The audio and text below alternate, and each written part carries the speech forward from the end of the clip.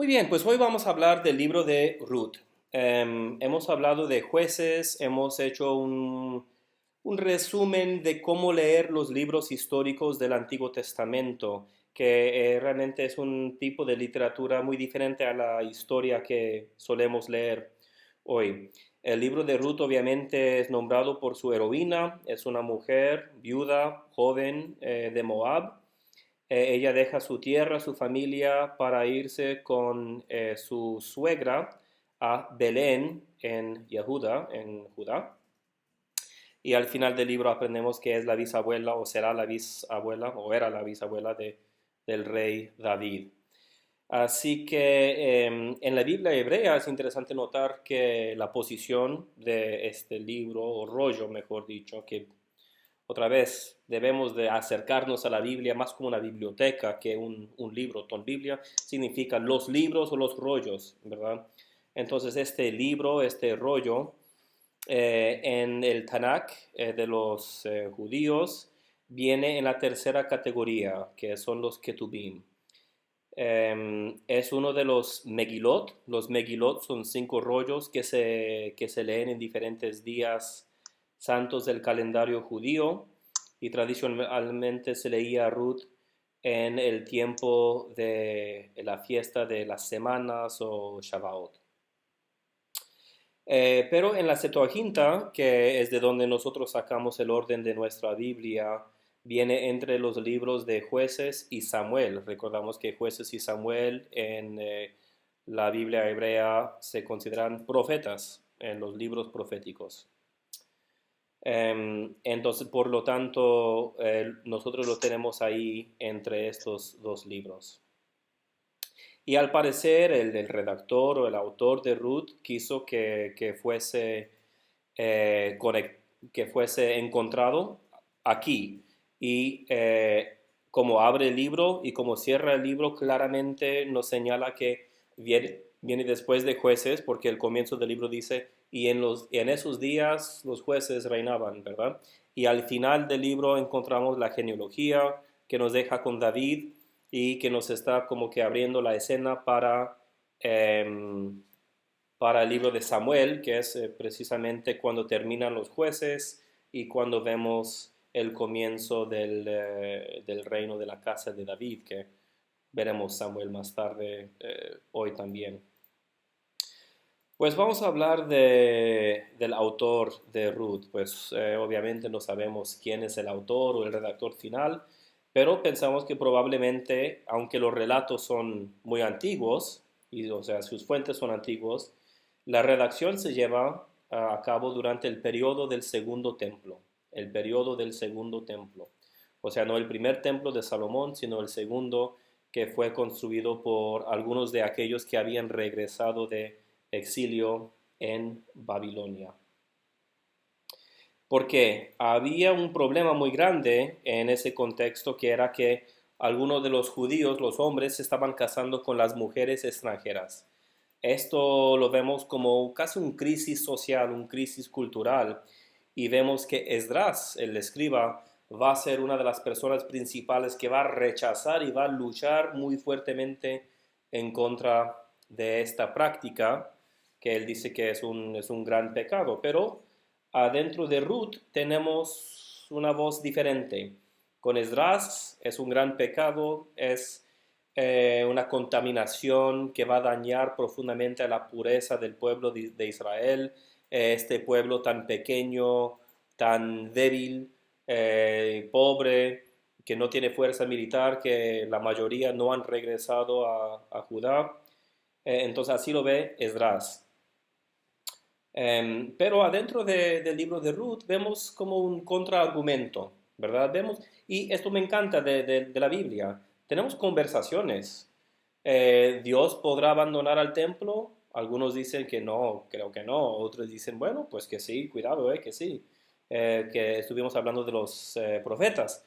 Pues igual en cuanto a este tema del matrimonio entre el judío y la que no es judía, pues aquí tenemos a Ruth. Y Ruth tiene una heroína muy interesante. Eh, Es una mujer que es moabita, pero también es una mujer muy justa, muy buena, es una mujer muy generosa, muy fiel y que realmente una mujer muy virtuosa y se le presenta a Ruth como un ejemplo de la virtud. Entonces eso es una imagen bastante diferente a lo que veríamos cuando leemos Esdras. Si quieres saber de dónde estoy hablando en Esdras, puedes leer capítulos 9 y 10 de Esdras, o incluso Nehemías 10, Nehemías 13. Es un problema que surge varias veces, el matrimonio con las extranjeras.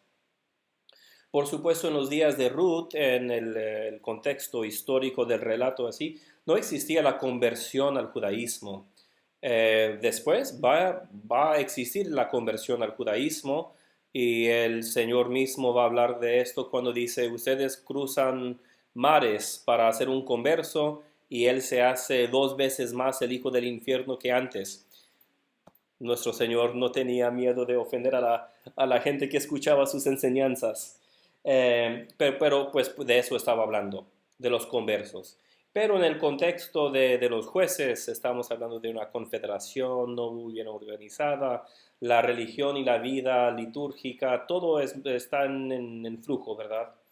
Entonces, no había una conversión formal al judaísmo en ese periodo, pero se entiende, más allá del rito de conversión que más tarde se desarrollaría, se entiende claramente por su ejemplo de que ella coge y abraza fuertemente al Dios de Israel. Y Dios le llena de bendiciones y provee para su herencia, especialmente con David. Pero también Boaz es bendito.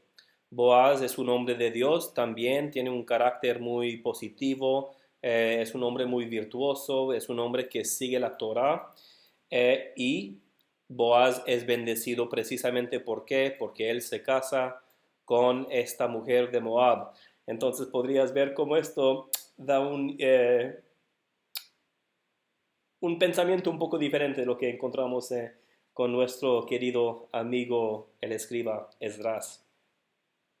Y él redime a la mujer. Eso de redimir va a ser una palabra, un tema importante en Ruth. El lenguaje de Ruth también, o sea, el lenguaje hebreo, apoya la sugerencia de que su redacción final es durante el periodo del Segundo Templo. Las palabras, las expresiones, hasta la ortografía, nos hablan de una influencia aramea que en los días de Ruth no existía para nada. Podemos hablar del arameo, o sea, que es durante este tiempo del reasentamiento de Judá, que el arameo va creciendo más y más para ser el idioma principal, el idioma cotidiano, y ya el hebreo no. Esto se ve en Esdras, por ejemplo, porque dice que Esdras se paró para leer la ley y que los levitas ayudaban a interpretar. ¿Qué significa? Que ya la gente no entendía el hebreo bien. O sea, algunos quizás los ancianos sí, pero de los jóvenes ya no podían escuchar el hebreo y entender de qué se trataba. Entonces ellos tenían que tener ayuda de los levitas para decir, bueno, es que esto es lo que significa esto. Además de esto, no encontramos señales de la redacción deuteronomista que caracteriza a los otros libros en la historia deuteronomista. Esto nos sugiere que fue un libro compuesto, otra vez el relato es antiguo, pero la composición fue mucho después, aunque el redactor o el autor quiso que se situara entre jueces y Samuel. Otra vez, así lo tenemos en la Biblia cristiana, pero en la Biblia hebrea no es así. Otra sugerencia es que el libro fue editado y escrito durante la monarquía davídica, precisamente porque está apoyando a la dinastía davídica. Pero también podríamos ver que durante el periodo del Segundo Templo la gente aún tenía interés en en la dinastía davídica. Bueno, hemos hablado del nombre y de su situación canónica. Hemos hablado de las diferentes posibilidades de las fechas. Pero ahora quiero hablar brevemente de la estructura del libro. La estructura es un libro muy breve. Ruth es uno de los libros más breves de la Biblia, pero en cuanto a un cuento, un relato continuo, nos da uno de los relatos más largos. O sea, un libro muy breve, pero el relato que nos da es uno de los relatos más largos de la Biblia. Sigue una tradición muy bien conocida de que hay una heroína, un héroe de la fe, y que a pesar de todas las circunstancias malas, llega a tener un éxito al final. Esto se ve claramente, por ejemplo, en el libro de Esther también, y también en libros de otros canónicos como Judith y como Tobit, que son libros que, aunque no están en la Biblia protestante, deberíamos de leer para entender de la cultura del pensamiento intertestamentario. Y veríamos que hay semejanzas con lo que vemos en Ruth.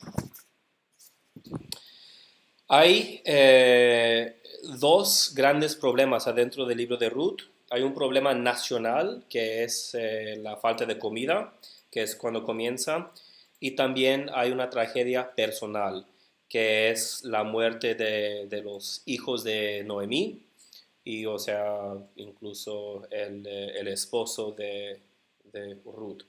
Y estas dos tragedias ocurren al comienzo del libro y lo llevan para adelante en cuanto a su narración.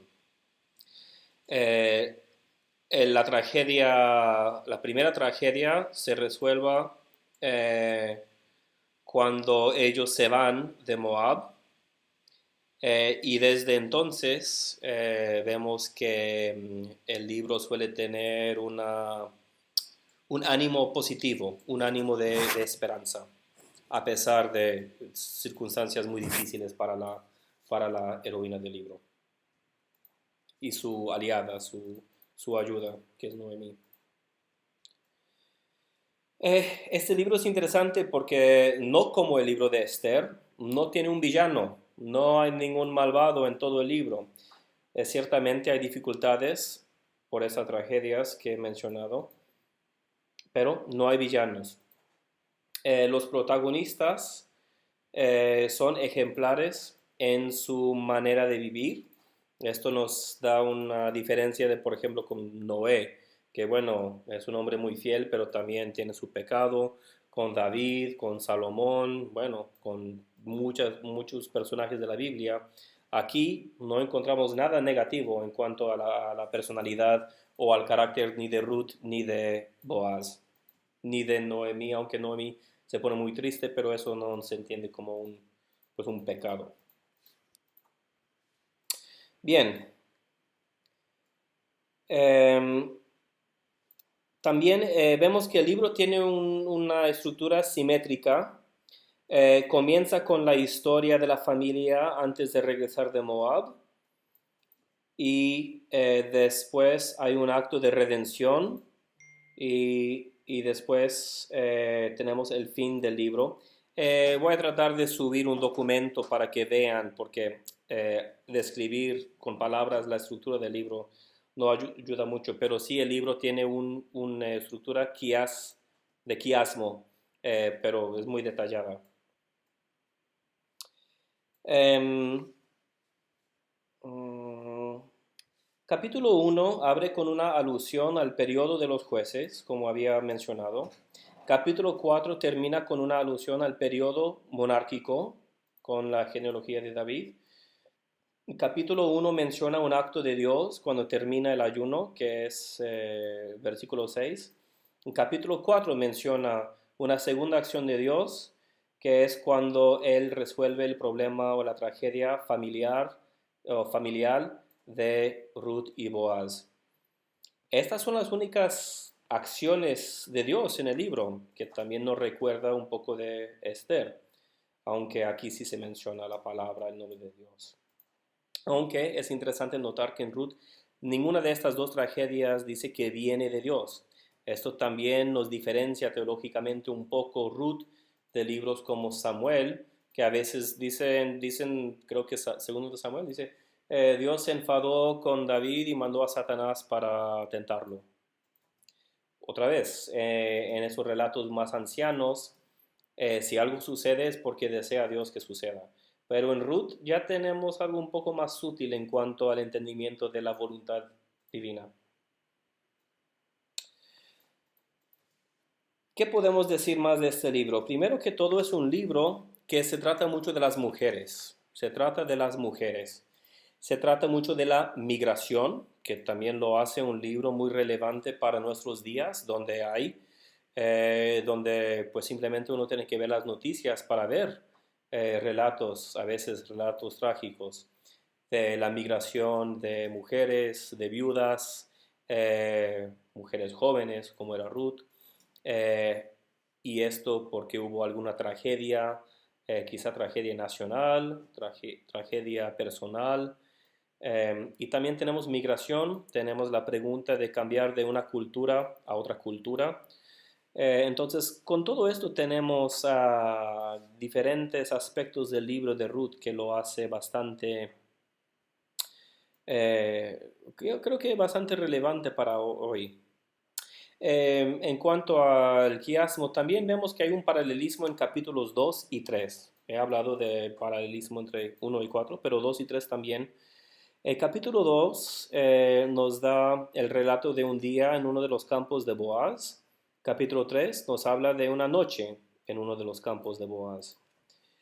La escena del día involucra muchas figuras secundarias trabajando en el campo de Boaz, pero la escena de la noche, la escena nocturna, nadie lo observa, sino que Ruth y Boaz están solos en ¿cómo se llama eso? The threshing floor, el lugar donde separaban al trigo de la semilla. Ambos capítulos abren con conversaciones entre Noemí y Ruth, pero aquí tenemos oposiciones. En capítulo 3, en capítulo 2, Ruth es la que inicia la conversación preguntándole permiso a Noemí para irse a los campos para recoger algo de lo que los campesinos no iban a recoger. Y Noemí es pasiva y dice, sí, vete mi hija. Esto es versículo 2. En capítulo 3 vemos que Noemí inicia la conversación preguntándole o pidiéndole a Ruth que vaya al campo de Boaz de noche, y Ruth es la que es pasiva y que acepta la sugerencia de Noemí, y la respuesta de Ruth es breve y clara, dice, todo lo que pides de mí lo haré, es versículo 5 del capítulo 3. Y en ambos capítulos el siguiente local, que es el lugar principal, es el campo de Boaz. En capítulo 2, Ruth alcanza el campo antes de Boaz, y cuando él llega tenemos la palabra vejiné, que significa en hebreo, ¿cómo sería vejiné en hebreo? Bueno, en español. Vejiné, y de repente, inmediatamente, y justo cuando ocurrió esto, más o menos, entonces nos está dando una idea de tiempo.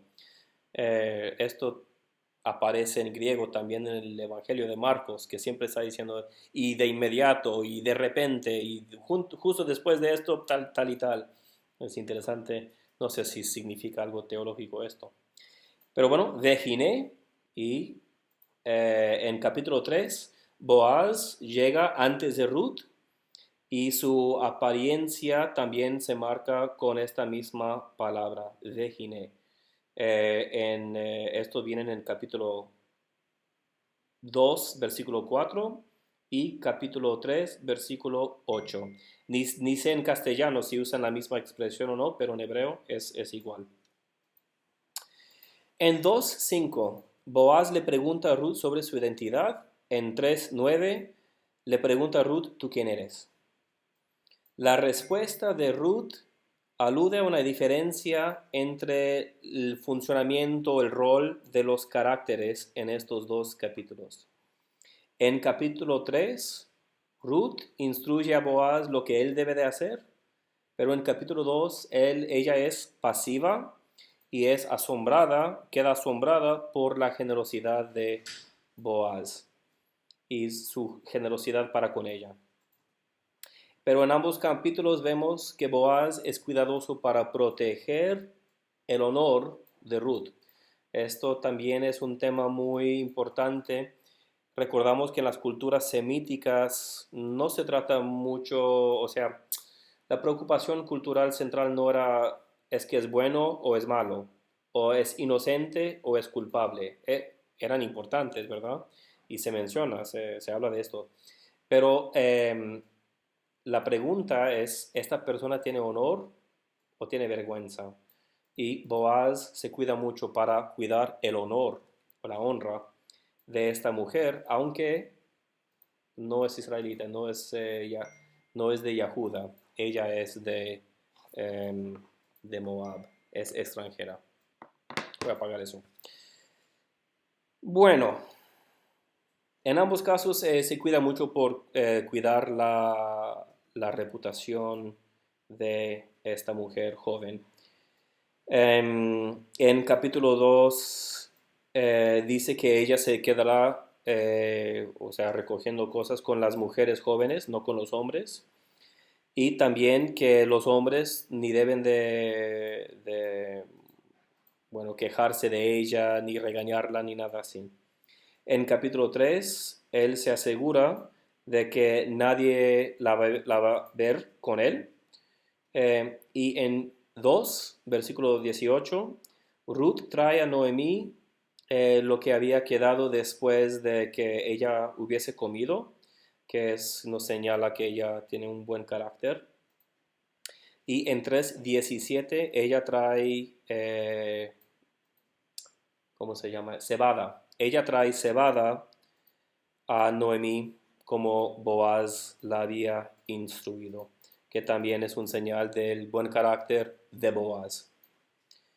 Y en los dos capítulos, el local final es la casa de Noemí. Bueno, pueden tomar notas cuidadosamente, pero van a ver que hay una forma simétrica increíble aquí en este libro. Y la última cosa que quiero describir brevemente es la relación de este libro a la Torá. El autor de este libro conocía muy bien la Torá, o sea, la ley mosaica. Y hay diferentes alusiones y referencias a la Torá. Incluso cuando la heroína está en los campos, habla de Levítico 19, 9-10, y también, bueno, no voy a dar todas las citas. Si quieres las citas, ahí puedes dejar una nota, un comentario abajo.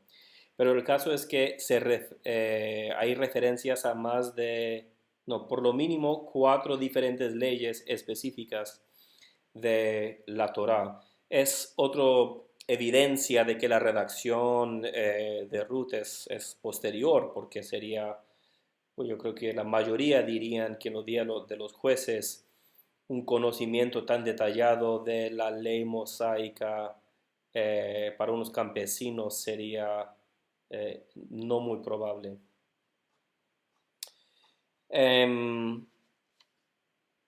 Bueno, yo creo que con eso nos quedamos. El caso es que tenemos aquí un relato que se trata de la redención, la migración, las mujeres.